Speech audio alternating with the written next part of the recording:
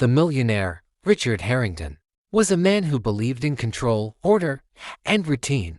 Every detail of his mansion ran like a clockwork mechanism, maintained by a team of staff who rarely saw him except during inspections. His demanding corporate life kept him so occupied that he seldom spent more than a few minutes with his elderly mother, Eleanor, who was battling Alzheimer's.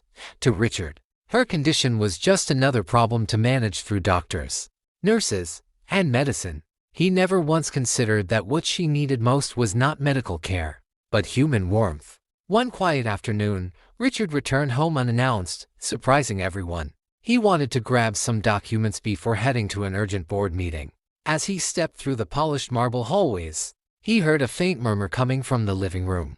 His first instinct was irritation. He disliked anything out of place in his house. But when he got closer, he froze in shock. His black housekeeper, Grace, was kneeling beside his frail mother, holding her hands gently while whispering a prayer. Eleanor, usually restless and confused, sat completely calm, her eyes softened with peace as if she understood every word. Richard had never seen her so serene. For a long moment, he remained hidden, listening.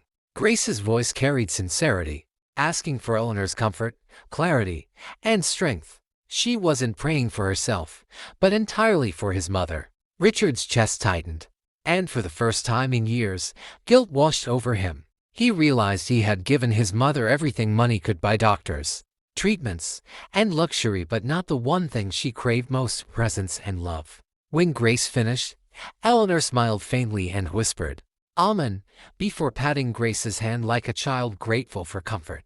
That small word from his mother, who rarely spoke coherently, struck Richard harder than any business failure ever had. He stepped into the room, startling them both.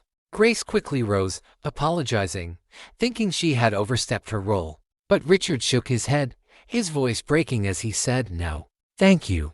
Thank you for giving my mother what I couldn't." From that day forward, Richard began to change.